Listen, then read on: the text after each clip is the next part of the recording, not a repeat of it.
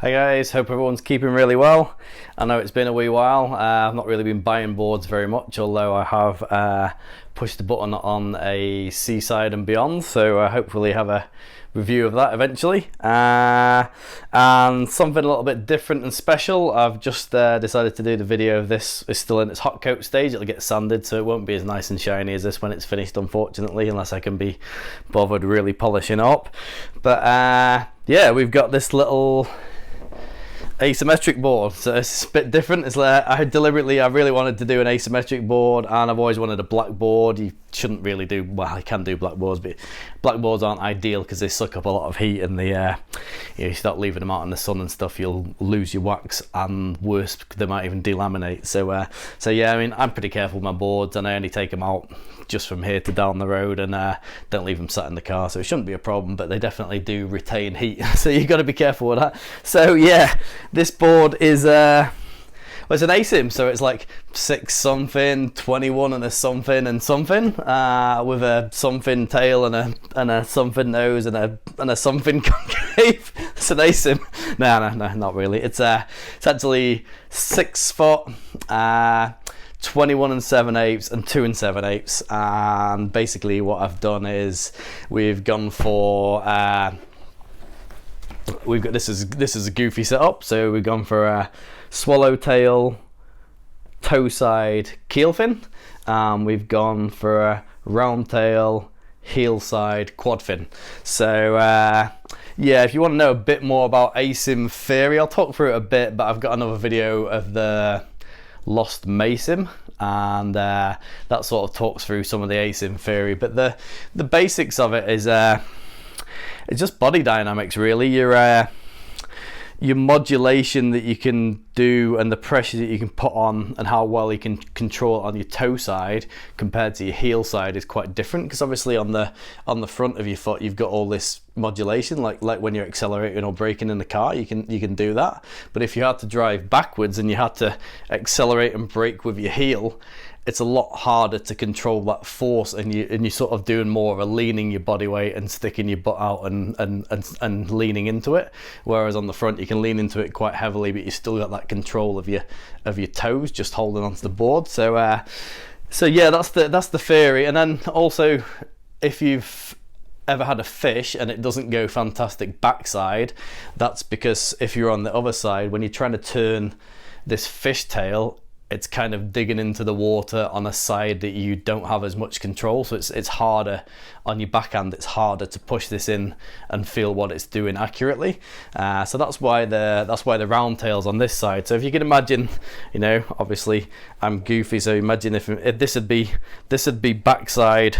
This would be backside for me, and then if I'm backside, it's easier to push this in on my heel side, whereas if I'm toe side, this is going to give me a lot more to push against, and it's going to give me a longer rail length, and it's going to give me the keel fin as well, which means you've got the speed and the control, but you can modulate that depending on which foot you're on. So that's the theory behind it. So basically, I'd say most of the board, to be fair, but definitely from around where the fins are forward, the nose template and the curve is basically symmetrical, and then from kind of like, it's really just the tail, but it's like from here backwards, the tail curves are both slightly different from each other, and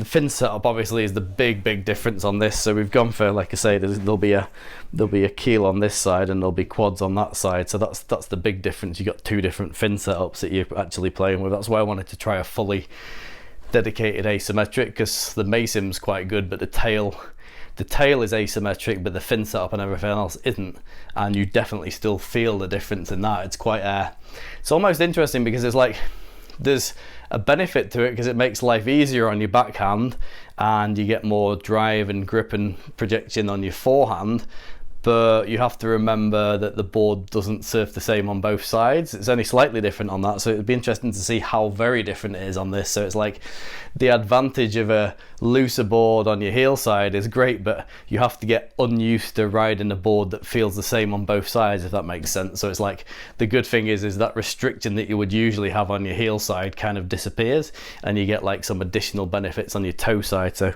that's probably a bit of a spiel, but that's ASYM theory basically. So yeah, this board, say 6.0, 21 and 7/8, 2 and 7/8, gone for a fairly mellow rocker, and fairly simple concaves as well. I've just kept it to my usual single double V. I'll show you around them, but it's there's nothing too special about it. So it's just a really nice rounded shape. It's not a million miles off some of the rocker and curve elements of the ASYM, like kind of like a step down rocket. I would say, to me, this is like, it's basically a semi-fish or a fish design, and then the back end's had a round tail on one side. So yeah, rocker's pretty mellow. Obviously the big one is this tail. I was gonna do kind of like an arc that just blended, but I really wanted to do something that was like, did look like a swallowtail on one and a round tail on the other, but I didn't want to create a disturbance in the middle by having a too abrupt curve. So I think it's come out really good, really happy with it. Fin placement was interesting. It was like, well, do you place your fins, your quads, where you'd normally place them off the tail here, and then do you place your keel fin off the point where you'd usually go here? And I was sort of trying to find some information, and everything you look at, generally the quads, the keel sort of lines up somewhere in between the quads, and I like my keel fins quite far back on the keel side. So what I actually did was I put my quads about where they'd usually be from the round tail, but just moved them back like 5 to 10 mil, and then I put my keel side where I'd usually like it from the tip of the tail on that side. So hopefully everything works all right. And then I just played around with the cant and the toe to kind of get a bit of a balance. I didn't want a completely straight keel with no toe and then quads with a bit of toe on. Just worried that they might sort of fight each other a bit. So there's a few little balancing points, but I didn't try to like overthink it, because that's sometimes dangerous. So yeah, black tint. It's as you know, I make these with PU core, normal cloth, and epoxy resin. So yeah, it's a PU blank, Bennett's fish blank, shaped down, and then it's a black tint, cut lapped, and a clear top coat. So this is it's a second hot coat stage, so this is why it's really shiny, but you have to sand them. Unfortunately, you'll see like the ridges and the lines where you've taped off, and then there's like on the tail there's a bit of extra resin there for me to get the hard edge, so you do have to sand them, unfortunately. So in theory I could sand it and polish it all the way back up to this, but it's probably a lot of effort. So yeah, it might be a Mad Max matte by the time I finished it. We'll see how it starts looking when I sand it and how much extra I want to play with it. So yeah, that's the board. I'll come around and show you the concaves quickly, just and then we'll go through the fins that I intend to use with it.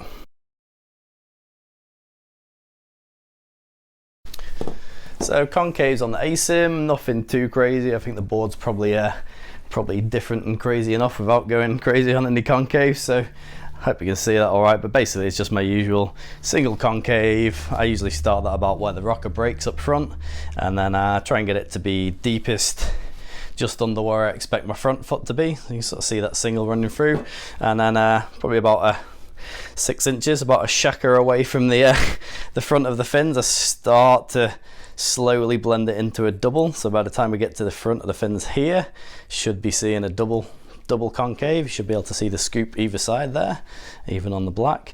And then once I get through the middle of what would be the front fins, I'm trying to start going into some V there. So usually that would be the front, but obviously I didn't want to make the concaves asymmetric. I just wanted to make them smooth, so it's kind of rolling into the V a little bit, but I've kept the double going as well through there, so you'll sort of see. So that's the V, and then it's usually V is usually behind the rear of the fins, which is, you know, that's working out on the quad side, and it's V'd behind the keel, but it's probably V'd through the keel a bit more than I'd usually do.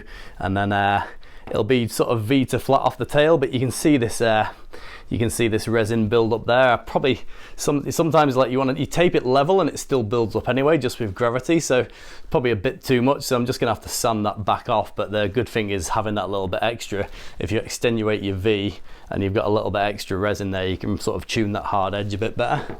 So yeah, that's the concaves. I'll go back through. So yeah, behind the fins basically V, through the middle of the fins V double, and then double, and then once you get in front of the fins, double, and then single with deepest under front foot, and then just going down the board, and that just mellows out as it gets to where the rocker kicks. So yeah, there we go. And so this has just got to be finished up yet, but you can see you sort of see the tail detail. Just got to do the sanding. You'll be able to see the rails and where the hard edge breaks there, and then down the nose we've got a nice like bullety nose with a good bit of volume still up the front.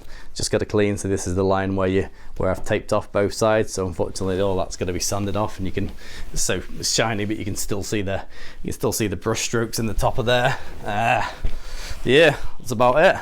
Then the bottom of the board, just see the little ridge where the fin patch is there, and say black fins, black everything. So finish that up, should be looking good. Cheers.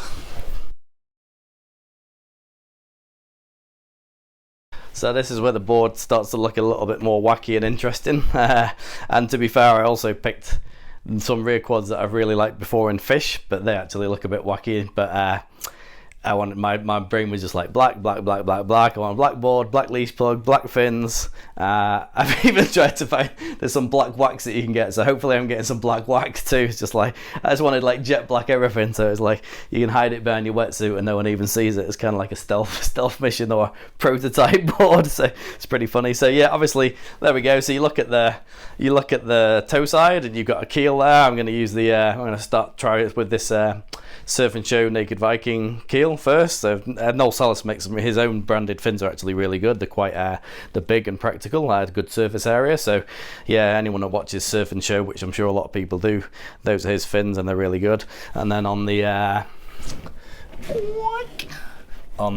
heel side, we're gonna have a Rainbow Fins Controller quad in black.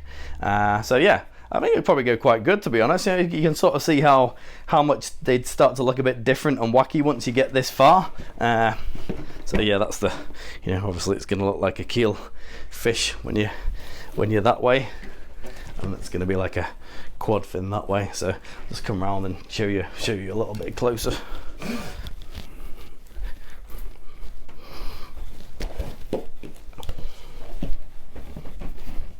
So yeah, hopefully you can see that all right. That's the fins.